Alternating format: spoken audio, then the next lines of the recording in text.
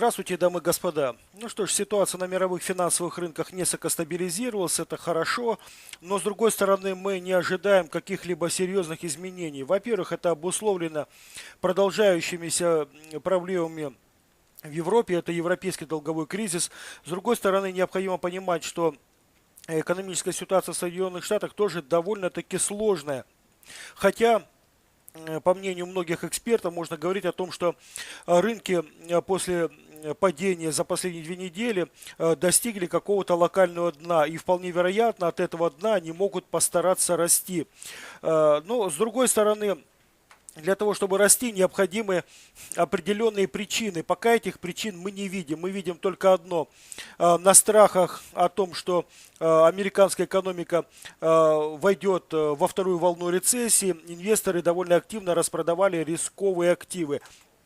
Ну а сейчас уже очень многие начали входить в рынок и пытаясь тем самым купить подешевевшие, по их мнению, активы.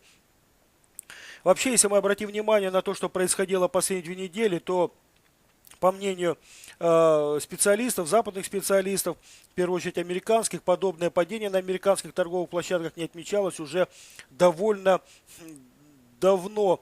Ну, я не имею в виду, конечно, локальное падение, которое было в начале мая в прошлом году.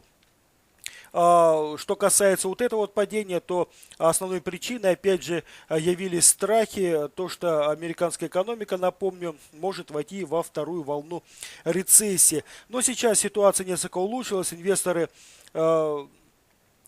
стали более оптимистично смотреть на ситуацию с мировой экономикой. Но давайте посмотрим на то, как обстояли у нас дела в Азиатско-Тихоокеанском регионе. Ну, Азия сегодня практически вся торговалась в зеленой зоне, и не случайно. Она продолжала отыгрывать позитив, который случился в пятницу. Американские фондовые рынки довольно серьезно выросли. Ну, опять же, росли они тем самым отыгрывая такое явление, которое называется как отскок. Итак, индекс Азиатско-Тихоокеанского региона прибавляет 1,45%. Что касается индексов Японии, то Nikkei 225 прибавил 1,24%, токийский фондовый индекс Topix вырос на 1,7%. Что касается Китая, то Китай также подрос он весьма неплохо. Шанхай Композит прибавил 0,18%. Но мы должны понимать, что несмотря на то, что рост кажется незначительным, китайскому фондовому рынку удалось вот за эти 2 недели довольно серьезно устоять. В общем-то, он выдержал вот эти падения, и поэтому этот рост, он, собственно, является адекватным. Что касается Гонконга, то гонконгский индекс Hang Seng вырос сегодня более значительно на 2,3%. Это что касается ситуации в Азии. Давайте посмотрим теперь на то, что у нас происходит перед открытием Европы на сырьевых площадках. В Лондоне, итак, к настоящему моменту нефть марки Brent прибавляет 0,1%, а WTI, наоборот, снижается на 0,06%. И, соответственно, данные активы находятся на уровне $108,14 и $85,33. После отскока, который произошел на прошлой неделе, мы не видим какой-либо серьезной динамики. Все-таки инвесторы пока опасаются того, что темп роста или восстановления мировой экономики будет минимальный, и то, что довольно сложная ситуация экономическая в Соединенных Штатах приведет к снижению спроса на нефть. А мы знаем с вами, что Соединенные Штаты являются основным потребителем нефти на мировом рынке. Итак, рынок На товарном рынке в целом, в общем, ситуация довольно неплохая. Контракт на медь прибавляет 84%. Золото растет всего лишь на 0,1%. Золото довольно серьезно скорректировалось от максимальных значений, которые превышали $1800 за одну унцию.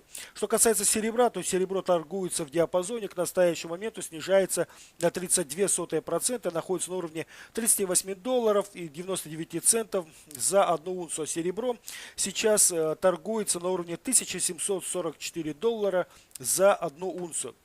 Итак, валютный рынок Форекс. К настоящему моменту индекс доллара теряет 0,3%, находится на уровне 74,53 пункта.